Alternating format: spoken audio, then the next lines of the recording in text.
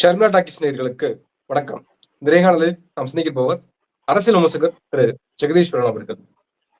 வணக்கம். சென்னையில மிகப்பெரிய அளவுக்கு மழை பெய்து கொண்டிருக்கு. அது குறித்து நடிகர் தாவேகா தலைவர் விஜய் அவர்கள் ஒரு ட்வீட் ஒன்று பண்ணியிருக்காரு. ஏற்கனவே மழைகள் பெய்துட்டு இருக்கு, அது ஸ்டாண்டர்டா நின்றுட்டே இருக்கு. மக்கள் மீது கொஞ்சம் கூட அக்கறை இல்லாமல் இந்த அரசாங்கம் ஏற்கனவே 4.5 ஆண்டு காலமாக செலவு செய்த பணம் என்ன ஆச்சு? அப்படி அவங்க ஒழுங்கா செலவு செஞ்சிருந்தாங்கன்னா இந்த மழைநீர் தேங்கி இருக்காது இல்லையா? அப்படின்ற ஒரு கேள்வியை முன்வைத்திருக்காரு. இன்னொன்னு சொல்றாரு, பெரிதளவுக்கு மழை பெய்யல, கொஞ்சமாக பெய்த மழைக்கு தண்ணீர் தேங்கி நிற்குது அப்படின்னு ஒண்ணு சொல்றாரு. அடுத்தபடியாக அரசாங்கம் இது சீர் செய்ய வேண்டியது அவசியம். தன்னுடைய தொண்டர்களும் இந்த களத்துல மக்களோடு நிற்க வேண்டியது அவசியம். மக்களும் எச்சரிக்கையோடு இருக்கணும் அப்படின்னு சொல்லியிருக்காரு. எப்படி பார்க்கிறீங்க அவருடைய குற்றச்சாட்டுகளையும் அவருடைய கோரிக்கையும்? அவர் வந்து இந்த ஒரே ஒரு ட்வீட் மட்டும் தான் போட்டிருக்காரு. பிரச்சனை என்னன்னா அந்த ட்வீட்டை வச்சுதான் நம்ம வந்து ரொம்ப டீகோட் பண்ணி பேச வேண்டிய நிலையில இருக்கும். ஏன்னா நீங்க எல்லா கட்சிகளுமே எதிர்கட்சிகளாக இருப்பவர்கள் எல்லோருமே ஆக்கப்பூர்வமான விமர்சனங்கள் வைப்பாங்க, அரசியலும் செய்வாங்க. திமுக இப்ப எதிர்கட்சியாக இருந்தாலும் அவர்களும் அரசியல் தான் செய்வார்கள், அதனால எனக்கு மாற்று கருத்து இல்லை. ஆனா அரசியல் செய்கின்ற திமுக எதிர்கட்சியாக இருந்தாலும் சரி, ஆளுங்கட்சியாக இருந்தாலும் சரி, களத்தில் நிற்கிறார்கள். அதிமுக ரொம்ப இல்லாட்டியும் அதிமுக நிர்வாகிகள் நிக்கிறாங்க. மற்ற கட்சிகள் எல்லாருமே பார்க்கிறோம், வந்து எல்லா கட்சிகளையும் பார்க்க முடிகிறது. இந்த தலைவர்கள் குறிப்பாக வந்து இப்போ முதலமைச்சர் ஸ்டாலின் போறாரு, உதயநிதி ஸ்டாலின் போறாரு, அந்த பக்கம் எடப்பாடி பழனிசாமி சில நேரங்களில் போயிருந்தார். அந்த கட்சியோட அமைச்சர் பெருமக்களாக இருந்தவர்கள் போறாங்க. அவங்க மிக மக்களை சந்திக்கிறாங்க, மக்களுக்கு தேவையான உடனடி தேவைகள் என்ன அப்படிங்கிறத பார்க்கிறாங்க, கொடுக்குறாங்க. இதெல்லாம் ஏங்க இவ்வளவு தண்ணி மோசமா இருக்கு, என்னங்க ஆச்சு பணம் அப்படின்னு சொல்லி கேள்வி கேட்கிறாங்க. அரசாங்கத்தை நோக்கி சில கேள்விகள் எழுப்புறாங்க. இது எல்லாமே ரொம்ப நியாயமான ஒன்றுதான். நீங்க எதிர்கட்சியாக இருந்தாலும் யாரா இருந்தாலும் செய்யத்தான் செய்வார்கள். ஒரு நியாயமான கேள்வி கூட. நம்ம எல்லாரும் பாக்குற மக்களுக்கு என்னங்க ஒவ்வொரு அடியும் மழை பெய்யுதுன்னா இதே மாதிரியான நிலையில தான் சென்னையே வச்சுட்டே இருக்காங்க. அது இன்னைக்கு ஒருத்தவங்க பேசுறாங்க, எந்த ஆட்சியா இருந்தாலும் இப்படிதாங்க இருக்கு, சில விஷயங்கள் மாறவே மாட்டேங்குது அப்படின்னு சொல்லி சொல்றாங்க. அதனால ஏற்படைய சில விஷயங்கள் இருக்கத்தான் செய்கிறது. ஆனால் இதெல்லாம் சொல்கின்ற விஜய் அவர்கள் ஒட்டுமொத்தமாக நான் ஒரு 3-4 பேரா போட்டிருக்கேன்ல, இது பத்தாதா அவங்களுக்கு?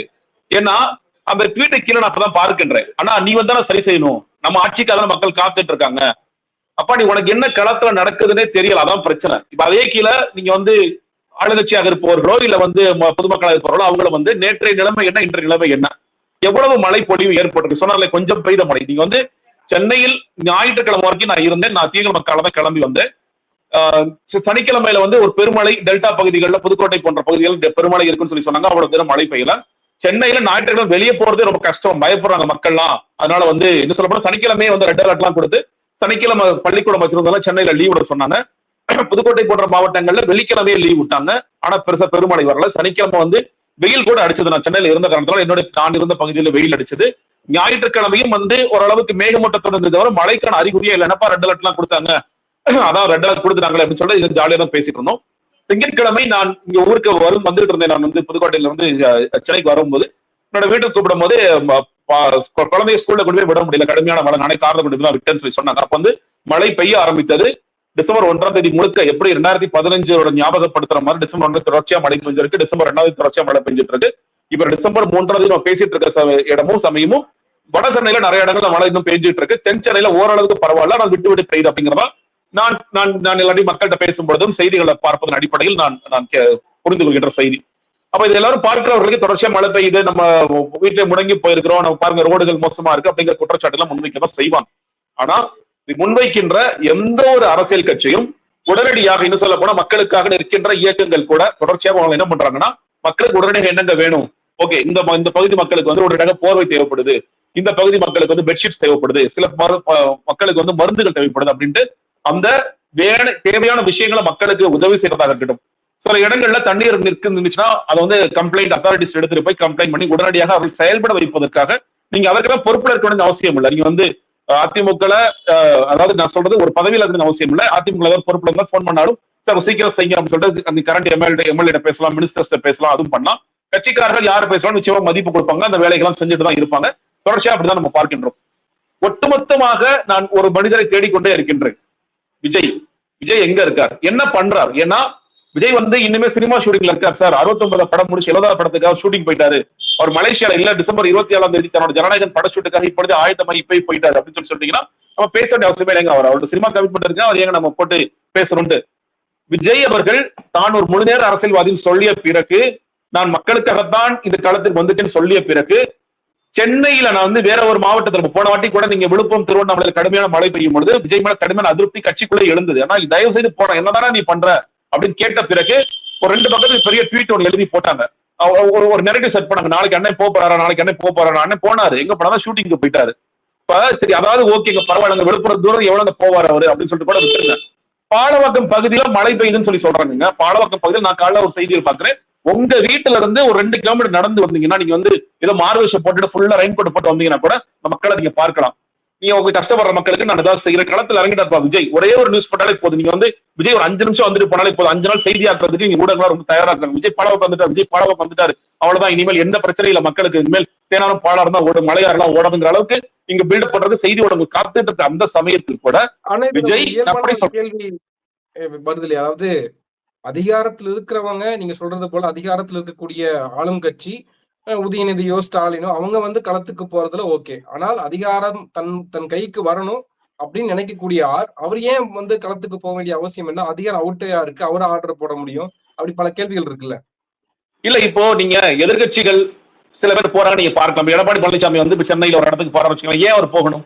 நீங்க வந்து முதலமைச்சர் ஸ்டாலின் போறாரு அப்படிங்கறது ஓகே. உதயநிதி சொல்ற மாதிரி உதயநிதி ஸ்டாலின் போய் பணிகளை முடுக்கி விட போறாரு, உதயநிதி ஸ்டாலின் போறாரு, மேயர் பிரியா போறாங்க, சேகர் பாபு போறாரு, சென்னை சார்ந்த அமைச்சர் போறாரு, KN நேரு போறாரு, நகராட்சி நிர்வாகத்துறை அமைச்சர் போறாரு, இதெல்லாம் ஓகே, அவங்களோட கடமை, அவர் செய்தான் ஆகணும். சென்னை மாவட்ட ஆட்சியர் போகணும், சென்னையுடைய மாநகராட்சி மேயர் போகணும், மாநகராட்சியுடைய அதிகாரிகள் போகணும், இதெல்லாம் ஓகே தான். ஏன் வந்து எடப்பாடி பழனிசாமி போக வேண்டிய அவசியம் என்ன இருக்கு? சீமான் போக வேண்டிய அவசியம் என்ன இருக்கு? அன்புமணி ராமதாஸ் போக வேண்டிய அவசியம் என்ன இருக்கு?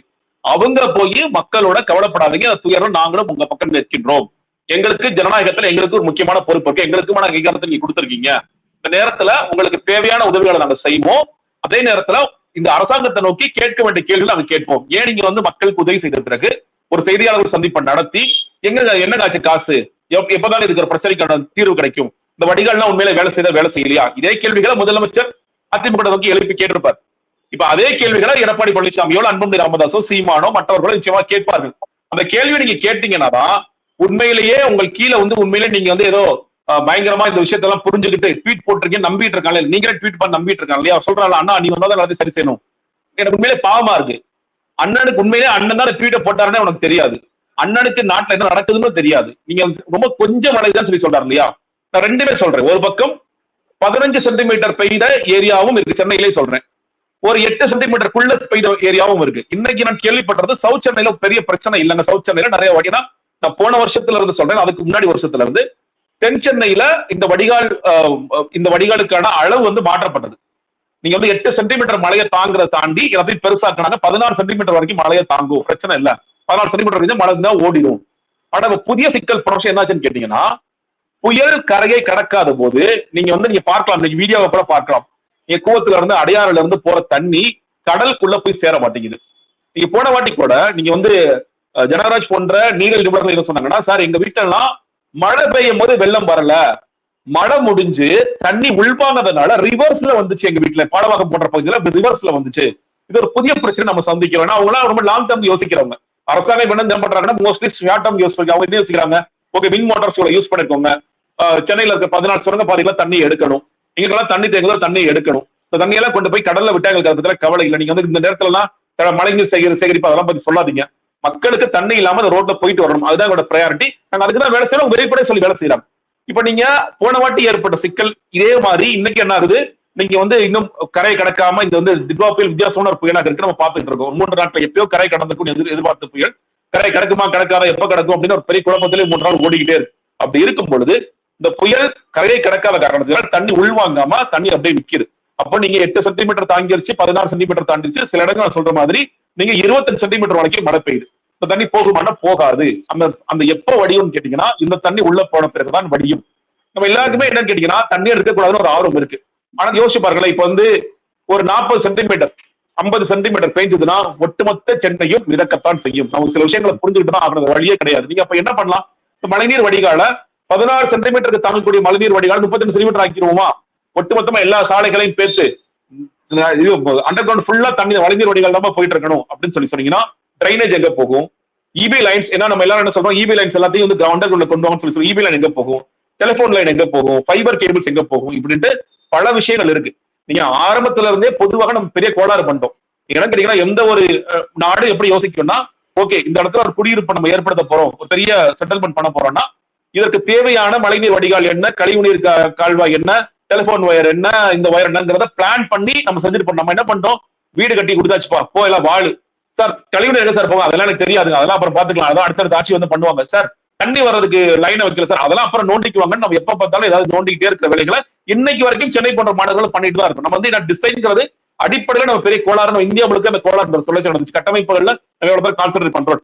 அப்படி இருக்கும்பொழுது நம்ம மறுபடியும் செய்வது என்னன்னு கேட்டீங்கன்னா, நீங்க 8 சென்டி போன ஆட்சியில் என்ன பண்ணாங்க, 8 சென்டிமீட்டர் தாங்கக்கூடிய அளவுக்கு மழை இருந்துச்சுங்க, இல்ல 8 சென்டிமீட்டர் தாண்டி போயிருச்சு, திடீர்னு மேக வெடிப்பு நடக்குது, நீங்க ஒரே நாள்ல வந்து 100 சென்டிமீட்டர் எல்லாம் கூட மழை பெய்யுதுங்க, அப்ப என்ன பண்றது அப்படின்னு கேட்டீங்கன்னா, நம்ம செய்ய வேண்டியது 8 சென்டிமீட்டர் நம்மளால என்ன செய்ய முடியும், ஒரு 16 சென்டிமீட்டர் வரைக்கும் மாத்த முடியும், அவ்வளவுதான் செய்ய முடியும், அதற்கு மேல நம்ம செய்ய முடியாது அப்படின்ட்டு இங்க பிராக்டிகலான சில சிக்கல்கள் இருக்கு.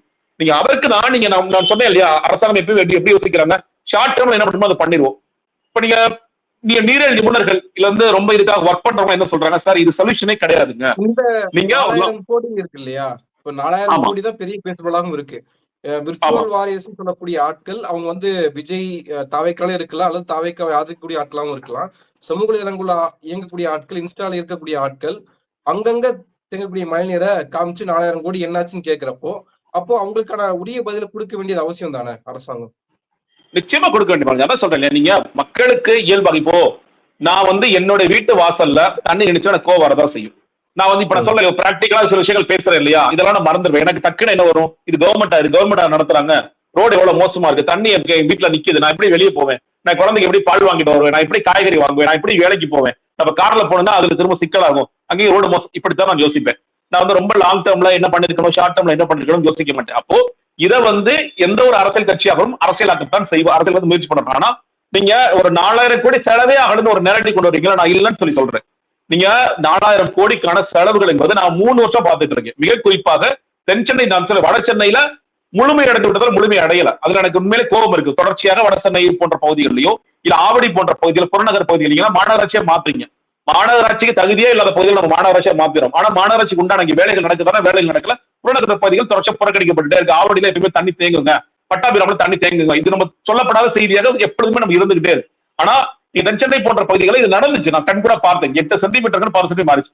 அங்க என்ன சிக்கல்னு கேட்டீங்கன்னா, நான் சொல்றேன், நீங்க இந்த 4000 கோடி பயன்படுத்தி அதை பண்றாங்க. என்ன பிரச்சனைனா, நீங்க முறையாக தூர்வாரம்னு சொல்றாங்க இல்லையா, அதுல சில சிக்கல்கள் இருக்கு. நீங்க வந்து அந்த மழை நேரத்துக்கு முன்னாடி இந்த ஏஇஸ் எல்லாம் உண்மையிலே களத்துல வேலை செஞ்சு பண்றாங்கிறது ஒண்ணு. இன்னொன்னு, நம்ம வந்து இந்த தண்ணியோட ஓட்டம் இருக்குல்ல, அந்த நம்ம சொல்லுவோம் இந்த தண்ணியோட ஓட்டம் இங்க மேடா இருக்கணும், இங்க பள்ளமா இருக்கணும், தண்ணி ஓடுன்ட்டு, அது பெரிய அளவுல நம்ம கான்சென்ட்ரேட் பண்றதே கிடையாது. அப்ப மழைநீர் வயல் கட்டி விட்டு போகும். ஏன்னா 2 பக்கம் தண்ணி நின்று கிட்டத்தட்ட மழைநீர் வடிகாலாக இருக்க வேண்டியது மழைநீர் ஸ்டோரேஜ் டேங்கா மாறிடுச்சு. அது நிக்கும்பா, தண்ணி அப்படிதான் நிக்கும். ஏன்னா இந்த பக்கம் மேடா இருக்கு, இந்த பக்கம் மேடா இருக்கு, தண்ணி போகாது. சில இடத்துல கனெக்ஷன் பண்றது இல்ல, ஒரு வீதியில ஃபுல்லா மழைநீர் வடிகால் வந்துட்டே இருக்கு, அதை நீங்க வேற ஒரு ட்ரெயினோட கனெக்ட் பண்ணிருக்கணும், அந்த ட்ரெயின் வேற இடத்துல கனெக்ட் ஆகணும், எல்லாம் கனெக்ட் ஆகி கடைசி அடையாருக்கு போகணும், கூவத்துக்கு போகணும், கடைசியா அதெல்லாம் போய் கடல்ல கலக்கணும். இந்த இடத்துல கனெக்ஷன்ஸ்ல சில பிரச்சனைகள் இருக்கு. அப்ப இந்த மாதிரியான வேலைகள். இன்னொன்னு ரொம்ப ரொம்ப மோசமான ஒண்ணு நினைச்சிருக்கீங்கன்னா, இன்னைக்கு சென்னையில் இருக்கிற மக்கள் படுகின்ற மிக முக்கியமான கஷ்டத்துக்கு மிக முக்கியமான காரணம், நான் வந்து எனக்கு கொஞ்சம் கூட தாய்க்க முடியல, அந்த கான்ட்ராக்டர்ஸ். நீங்க எத்தனை தடவை நீங்க சுப்ரீம் கோர்ட்டே சொன்னாலும் சரி, ஹைகோர்ட் சொன்னாலும் சரி, நீங்க தலைமைச் செயலர் சொன்னாலும் சரி, முதலமைச்சரை நேரடியாக களத்திற்கு போய் பார்த்தாலும் சரி, யாரு போனாலும் நான் ரோட்டுக்கு மேலதான் ரோடு போடுவேன், அதை பத்தி எனக்கு எந்த கவலையும் இல்ல. நீங்க ஒண்ணுல பாத்தீங்க, நீங்க ஒரு 10 வருஷத்துக்கு முன்னாடி ஒரு வீடு நீங்க சென்னையில போய் பாருங்க, அது இருந்த ஹைட்டும் இன்னைக்கு அந்த வீடு கீழே போயிருக்கும். அவ பண்ண ஒரே பாவம் என்ன, 10 வருஷம் முன்னாடி வீடு கட்டது மட்டும்தான். அதுக்கு பிறகு நீங்க அந்த ஹைட் ஏறி என்ன ஆயிடுச்சுன்னா, ரொம்ப சாதாரண மழை. நான் சொல்றது, நீங்க மில்லிமீட்டர் 10 மில்லிமீட்டர் மழை பெய்தா தண்ணி உள்ள ஓடி வந்துடும். ஆனா வந்து சிமெண்ட் மூட்டை தூக்கி வைக்கணும், மண் மூட்டை தூக்கி வைக்கணும். தலைமைச் செயலராக இருந்த இறையன்பு வந்து ஒரு உத்தரவு பிறப்பிச்சாங்க, அதாவது எல்லாரும் வந்து எல்லா கான்ட்ராக்டர்ஸும் இதை ஃபாலோ பண்ணி ஆகணும், ரோட பேத்துட்டு தான் திரும்பி ரோட நீங்க புதுசா போட வேண்டியது அவசியமா இருக்கு அப்படின்னு. அதான் சொன்ன இறையன்பு நேரடியாக போனார், பண்ணாரு. கோர்ட்டு ஒவ்வொரு வாட்டியும் இதற்கு அவங்க பயன்படுத்த மில்லிங், ரோட சுரண்டிட்டு போடுங்க, சுரண்டாம போடவே போடாதீங்க அப்படின்னு சொல்லி எத்தனையோ தடவை கோர்ட் சொல்லிட்டாங்க. நான் யார் பேச்சையும் கேட்க மாட்டேன், நான் கான்ட்ராக்டர்ஸ் பொதுவாக யார் பேச்சையும் கேட்க மாட்டேன். ஏன்னா நீங்க அதற்கு உண்டா நம்ம என்ன பிரச்சனைனா, ஓகே அந்த கான்ட்ராக்டரை நம்ம பிளாக் லிஸ்ட் பண்றோமா, பண்றது இல்ல பிளாக் லிஸ்ட் பண்ற கான்ட்ராக்டர் முதல்ல கான்ட்ராக்ட் கொடுக்குறோம். இதெல்லாம் ஒரு ஊழல் இருக்குன்னா ஆமா சில நேரங்களில் இருக்கத்தான் செய்து லஞ்ச லாவண்யம் இருக்கு, ஏஇ அதுக்கு துணை போறாரு. நீங்க நான் சொல்றது அமைச்சர் அதிகாரிகள் மட்டத்திலே நிறைய இருந்துட்டு தான் இருக்கு. அப்ப இதுல வந்து கவர்மெண்ட் கான்சென்ட்ரேட் பண்ண மிஸ் பண்றாங்க. ஆமா கான்சென்ட்ரேட் பண்ண மிஸ் பண்ணிட்டாங்க. நீங்க ஒண்ணு இல்லைங்க, எனக்கு எங்க இருந்து கோவம் வருதுன்னா, இப்ப திருப்புகழ் கமிட்டின்னு ஒண்ணு முதலமைச்சர் அமைச்சாங்க. திருப்புகழ் கமிட்டியில குறித்து முதலமைச்சர்கள் பேசணும் 2 வருஷம் முன்னாடி பேசும்பொழுது, எவ்வளவு மழை பெய்தாலும் அதை தாங்கக்கூடிய சக்தி வந்து நம்மகிட்ட இருக்கணும், அதுக்கு எங்க டைம் கொடுங்க, நாங்க செஞ்சு முடிச்சுன்னு சொல்றேன். நான் அந்த மறுபடியும் சொல்றேன், நீங்க சவுத் சென்னையில அது பண்ணிருக்காங்க ஓரளவுக்கு. நீங்க வந்து மழை ரொம்ப நேரம் நிக்காது. நீங்க வந்து இப்ப நேற்றுக்கும் இன்றைக்குமான புகைப்படங்கள் இன்னும் 2-3 மணி நேரத்திலேயே அந்த நிறைய வடிஞ்சிரும், ஓடிரும், மக்கள் இயல்பு நிலைக்கு வந்துடும். என்னன்னா தொடர்ச்சியா மழை பெஞ்சுட்டே இருக்கு, அதான் சிக்கலாக இருக்கிறது. அது ஒண்ணும் பண்ண முடியாது நம்ம. ஆனா நீங்க அதே மாதிரி முதலமைச்சர் ஒரு வார்த்தை சொல்றாரு, அதே மாதிரி மேயர் பிரியா சொல்லும்போது 90% பணிகள் முடிவடைந்து விட்டது. நீங்க மக்கள்கிட்ட போய் நீங்க சார் 20 சென்டிமீட்டர் தான் தாங்கும் சார், 40 சென்டிமீட்டர் தாங்காதுன்னு சொல்ல முடியாது. ஒரு அரசியல்வாதியா பேசும்போது அவங்க என்ன சொல்லிடுறாங்க, எல்லா பிரச்சனையும் முடிஞ்சிருச்சு, ஒன்னும் கவலைப்படாதீங்க. ஆனா ஒரு பெருமழை பெய்யும் பொழுது நம்மால் தாங்க முடியாத ஒரு நிலைக்கு நம்ம தள்ளப்படுகின்றோம். அததான் பார்த்து மக்களுக்கு கோவம் வருது. இவங்க என்ன பண்றாங்க, அதை பயன்படுத்திக்கிட்டு 4000 கோடி என்னாச்சு 4000 கோடி என்னாச்சுன்னு கேள்வி எழுப்புறாங்க. எல்லா பணமும் செலவழிக்கப்படுகிறதா? அது சில நேரங்கள் வந்து அதுல சில லஞ்ச லாவணங்கள் இருக்குமோ, அதெல்லாம் இருக்கத்தான் செய்யும். ஆனால் ஒட்டுமொத்தமாக இது செலவு செய்யப்படுகிறது. அதை நாம் கேள்வி எழுப்பணுமா? கேள்வி எழுப்பணும். ஆனா இந்த ஷார்ட் டேர்ம் சொல்யூஷன்ஸ் எதுவுமே நமக்கு கை கொடுக்காது. ஏன்னா நீங்க தொடர்ச்சியாக நீங்க புயல் எல்லாம் லிஸ்ட் பண்ணி பாருங்க, எல்லா புயல்களுமே ஏதாவது ஒரு தருணத்தில் நீங்க தமிழ்நாடு தொட்டு தான் போயிருக்கு. நான் சொல்றது கடந்த 7-8 வருஷமாக சொல்றேன், தொடர்ச்சியா நடந்துட்டே இருக்கு. இந்தியாவில் உலகம் முழுக்க அடிக்கின்ற புயல்கள்ல கிட்டத்தட்ட 10ல் 8 புயல் இந்தியா தொட்டு தான் போகுது. மும்பை தொடுது, குஜராத் தொடுது, தெலுங்கானா தொடுது, தமிழ்நாடு தொடுது, தொடர்ச்சியா இருந்துட்டு இருக்கு. அப்போ நம்ம வாழ்கின்ற காலமே ஒரு பேரிடர் காலத்துல தான் வாழ்ந்துட்டு இருக்கோம். பேரிடர் மேலாண்மைக்கு நம்ம கொடுக்க வேண்டிய ப்ரையாரிட்டி நம்ம கொடுக்க வேண்டிய அவசியம் இருக்கு. அப்ப அதற்கு உண்டாக நம்ம என்ன செய்யணுமோ அதனால உதாரணத்துக்கு செம்பரம்பாக்கம் ஏரியா தூர் வாருங்க, நீங்க அதுல கிடைக்கிற ஸ்கேல்ஸ் இருக்கு இல்லையா, அந்த படிமங்களை எடுத்து விட்டு அது பேச காசா கலாண்டு ஜனராஜ் போன்ற நீரில் தொடர்ச்சி சொல்றாங்க. எனக்கு தெரிஞ்சுக்கிறது 10 சொல்லிட்டே இருக்காரு. ஆனா கவர்மெண்ட் வர்றாங்க, மாறுது, ஆனா அதை முக்கியமா எடுத்துக்கிறாங்களா? இல்ல. ஏன்னா இன்னொரு என்ன சொல்றாரு, இதை ஆழப்படுத்தினா இன்னும் நிறைய தண்ணீர் சேமிக்கலாம். நம்ம பாக்குறோம். எனக்கு நிமல் ராகுன்னு ஒரு ஒர்க் பண்றாங்க, நிறைய பாக்குற போஸ்டர் எல்லாம் இங்க புதுக்கோட்டையில கவிநாடு கண்மாயின்னு கிட்டத்தட்ட எவ்வளவு 1500 ஏக்கருக்கு அவர் வந்து 130 லட்சம் லிட்டர் குடிநீர் அவர் சேகரிச்சிருக்காரு அப்படிங்கிற செய்தி நான் பார்க்கின்றேன். எங்க ஊர்ல இது நடந்திருக்கு. நீங்க வந்து புதுக்கோட்டை வறண்ட பகுதி இது மாதிரி பல இடங்கள்ல நம்ம நீர்நிலைகளை அட்லீஸ்ட் எங்கெல்லாம் உண்டாக்க முடியுமோ, அட்லீஸ்ட் நீர்நிலை மீட்டெடுக்க முடியுமோ அவரை நிறைய கான்சென்ட்ரேட் பண்ண வேண்டிய அவசியம் இருக்கு. அரசாங்கம் நிறைய சிக்கல்கள் இருக்கு, நான் புரிஞ்சுக்கிறேன். நீங்க வந்து ஒரு ஆக்கிரமிப்பை காலி பண்ண முடியுமா? ஏழைகள் ஈஸியா அடிச்சு காலி பண்ணிடலாம். ஆனா பெருநிறுவனங்கள், அரசாங்கங்கள், கோர்ட் முதற்கொண்டு ஈஸியா சொல்லணும். இன்னைக்கு சொல்லிடுவாங்க, லேக் ஏரியா பாருங்க, சரி லேக் ஏரியாவுக்கு வீடு எல்லாம் இடிச்சா ஒத்துக்குவோமா நம்ம? இல்ல பாருங்க, அந்தந்த ஏரியால நம்ம வந்து அதற்கு பேரே வந்து லேக் வியூ ரோடு தான், அந்த ரோடு இருக்கிறதெல்லாம் அழிச்சிருவோமா? சில பேர் வள்ளுவர்பேட்டை இடிச்சிருவோமா? அப்ப இனிமேல் என்ன செய்யணுமோ அதற்காக நம்ம வந்து முக்கியத்துவம் கொடுத்து செய்ய வேண்டிய அவசியம் இருக்கிறது. எங்கெல்லாம் ஆக்கிரமிப்புகளை அகற்றணுமோ அதுலெல்லாம் ஒரு கவர்மெண்ட் தீவிரமாக வேலை செய்ய வேண்டிய அவசியம் இருக்கு. நீங்க அதுல வேலை செய்யாம போயிட்டீங்கன்னா, இன்னொன்னு நீங்க நம்ம வேளச்சேரி, நீங்க அந்த சதுப்பு நிலத்தை மீட்டெடுக்க வேண்டிய மிக முக்கியமான தேவை இருக்கிறது. நீங்க அந்த சதுப்பு நிலத்தை மீட்டெடுத்துட்டாலே நீங்க வேளச்சேரியில தண்ணி தேங்க முடியாத ஒரு நிலைமைக்கு நம்ம கொண்டு போகலாம். ஆனால் அதற்கெல்லாம் நம்ம தொடர்ச்சியா வேலை செய்ய வேண்டிய அவசியம் இருக்கிறது. அந்த மாதிரியான ஆக்கப்பூர்வமான கேள்விகள் கேட்டாங்கன்னா பரவாயில்ல. ஆனா இவங்க என்ன பண்றாங்க, இந்த நேரத்தில் இந்த அரசியல் செய்தால் போதுமான ஒன்றாக இருக்கும். அந்த அரசியல் செய்ய தவறே இல்லை, ஆனால் அந்த அரசியல் செய்வதற்கு உங்களுக்கு யோகியம் தகுதியும் இருக்க நான் கேட்கின்றேன். அது நிச்சயமாக விஜய் அவர்களுக்கு இல்லை. அவரு போன வாட்டியே இந்த அம்பேத்கருடைய விழா தான் இந்த மழைநீர் குறித்து பேசுகிறார். நான் போட்டோ ஷூட் அரசியல் செய்ய விரும்பவில்லை அப்படின்னு ஒரு வார்த்தையை சொல்றாரு. எப்ப சொல்றாரு, நீங்க வந்து டிபி சத்திரத்தில் பாதிக்கப்பட்ட மக்களை தன்னுடைய பனையூர் வீட்டிற்கு அழைத்து அவர்களுக்கு நிவாரண உதவிகள் கொடுத்த விஜய் என்ன சொல்றாரு, நான் போட்டோ ஷூட் அரசியல் விரும்பவில்லை. அப்படி என்ன பண்ணிருக்கணும், பனையூர்ல நடந்த அந்த நிகழ்வை நீங்க வெளியே சொல்லிருக்கவே கூடாது. அதே நீங்க வெளியே போட்டோ போடுறீங்க. வேறொரு இடத்துக்கு போய் விஜய் ஒரு நலத்திட்ட உதவி செஞ்சாருன்னா அதை அந்த மக்கள் தொடர்ச்சியா அதை வந்து பேசுறாங்க. நீங்க மறைமுகமா செய்யுங்க சார். நீங்க வெளியே போங்க, உங்க ஏரியா ரொம்ப தூரம் போக வேண்டாங்க, பாலவாக்கத்துக்கு போங்க, நீங்க இருக்கிற பகுதிகளில் மக்களுடைய கஷ்டங்களுக்கு போங்க, குடிசை பகுதிகளுக்கு போங்க, அங்க மக்களுக்கு ஏதாவது கஷ்டம் இருக்கான்னு சொல்லி கேளுங்க. உங்களோட நிர்வாகிகளை போக சொல்லுங்க. நிர்வாகிகள் எங்க போயிருக்காங்க, நீங்க உங்களோட நிர்வாகிகள் எங்க இருக்காங்க? அவங்க எல்லாம் என்ன பண்றாங்க, டிசம்பர் 5ஆம் தேதி எப்படியாவது இந்த ரோட் ஷோ நடத்தி ஆகணும் பாண்டிச்சேரியில. அதுதான் உங்களோட மிக முக்கியமான ஒரு இதா இருக்கிறது. இல்ல செங்கோட்டையில் போட்ட போஸ்டர்ல இந்த போஸ்டர் விஜயை முடக்குறாங்க. அதுல கூட திமுக சதியை கொண்டு நினைக்கிறேன். எனக்கு என்னமோ இவரு முதலமைச்சர் ஸ்டாலின் தான் சொல்லிருப்பாரு நினைக்கிறேன். அவரை வேணும் பண்றாரு. இல்ல இந்த அமைச்சர்கள் சேர்ந்து அவங்களுக்கு வந்து பாண்டிச்சேரி தமிழ்நாட்டோட இருக்கா, பாண்டிச்சேரி தனியா இருக்கானே தெரியாத ஒரு குரூப்பா இருக்கு. நீங்க அந்த குரூப் போய் கேட்டா அதுக்கு முதலமைச்சர் ஸ்டாலின் தானே சொல்லி கேட்பாங்க. சோ அதனால வந்து இங்க ரங்கசாமி அவர்கள் ரொம்ப இன்னொரு, அதாவதுங்க இங்கயாவது ஓரளவுக்கு இந்த போலீஸ் கட்டமைப்பு இருக்கு. இப்போ இந்த டேவிட்சன் ஆசிரமம் சொல்லும்போது கரூருக்கு நான் 500 போலீஸ் கொடுத்தேன், இது ஒரு தற்கொலை கும்பலுக்கு 500 போலீஸ் கொடுத்தேன். பாண்டிச்சேரியில் அவ்வளவு போலீஸ்ல கிடையாது, ஒட்டுமொத்தமாக போலீஸ் போர்ஸ் ரொம்ப கம்மி. நீங்க ஒட்டுமொத்த போலீஸ் போர்ஸையும் சாலைகள் உண்மையிலே நல்லா பராமரிச்சுட்டு இருக்காங்க. இன்னைக்கு வந்து ஒரு நல்ல ஒரு டூரிஸ்ட் சென்டரா இருக்கு. விஜயோடைய கூட்டம் போயிட்டு வந்தா அது சோழக்காட்டுக்குள்ள யானை போயிட்டு வந்த மாதிரி போயிட்டு வரும். அது திரும்ப அதை மீட்டெடுக்கிறதுக்கோ இல்ல வந்து அதை சரி பண்றதுக்கோ அவருக்கு நிறைய காலமாகும். கண்டிப்பாக அது எல்லாமே ரங்கசாமி அவர்களுக்கு தெரியும். ஏன்னா புஷியானந்தோடைய கேரக்டர் என்ன, புஷியானந்த் என்னங்கிறது எல்லாமே அவருக்கு தெரியும். அப்ப அவரு அவ்வளவு ஈஸியா நீங்க வந்து பாருங்க, அவர் வெளியே சொல்லிருக்கலாம்ல, நான் பேசிட்டேன் ரங்கசாமி ஓகேன்னு சொல்லிட்டாரு. சொல்றது ஏன் சொல்லல? அவர் ரொம்ப தெளிவா சொல்றாரு, தயவுசெய்து கிளம்பு, காவல்துறை என்ன சொல்றாங்களோ அதுதான், நான் உனக்கு ஸ்பெஷலால கொடுக்க முடியாது, நான் உனக்கு கூட்டணி வர போறேன்னு நினைச்சது, நீ ஏதாவது கதை பண்ணிட்டு இருக்காத, நீ கிளம்புன்னு சொல்லிட்டார். அப்ப அவங்களோட நோக்கம் இல்லாம இந்த கூட்டத்தை எப்படி நடத்துறது, ரோட் ஷோ எப்படி நடத்துறதா இருக்கு. உண்மையிலேயே விஜய் சொல்றதா இவங்க மதிக்கக்கூடியதாக இருந்தால் இந்த விர்ச்சுவல் வாரியர்ஸ் எல்லாம் நீங்க இன்டர்நெட்ல எழுதுறதா இருக்கட்டும், உங்களோட பகுதிகளை ஏன்னா ஏற்கனவே மன்றமா இருக்கும்போது கொஞ்சம் செஞ்சிருக்காங்க, செய்யலாம் நான் சொல்ல மாட்டேன். மன்றமாக இருக்கிறவர்கள் போயிட்டு மக்களுக்கு என்ன தேவையோ அதை செய்யுங்க. நீங்க அரசியல் கட்சியா மாறிட்டோம், நம்ம செய்ய வேண்டிய அவசியம் இல்லை, நம்ம போஸ்டர் அடிச்சா மட்டும் போதும், நம்ம வந்து ட்விட்டர்ல ட்வீட் பண்ணா மட்டும் போதும் அப்படிங்கிறது இறங்காதீங்க. உங்க தலைவர் சொல்ல இருக்கிற மாதிரி அவரோட பேச்சை கேட்டு எல்லா இடங்களுக்கும் போக, மக்களுக்கு தேவையான உதவிகளை செய்யுங்க. உண்மையிலேயே மக்களுக்கு பாதிப்பு இருந்தால் அதை நீங்க அத்தாரிட்டி கொண்டு போங்க, அதை நீங்க சொல்லுங்க, அதை வீடியோவா போடுங்க, போட்டோவா போடுங்க, அதெல்லாம் செய்யுங்க. ஆனால் அதற்கெல்லாம் உங்களுக்கு தகுதியை வளர்த்து கொண்டு செய்யுங்கள் அப்படிங்கிறதா என்னோட கோரிக்கையாக இருக்கிறது. நன்றி. நிறைய விஷயங்களை பகிர்ந்திருக்கீங்க. உங்க நேரத்துக்கு மிக்க நன்றி.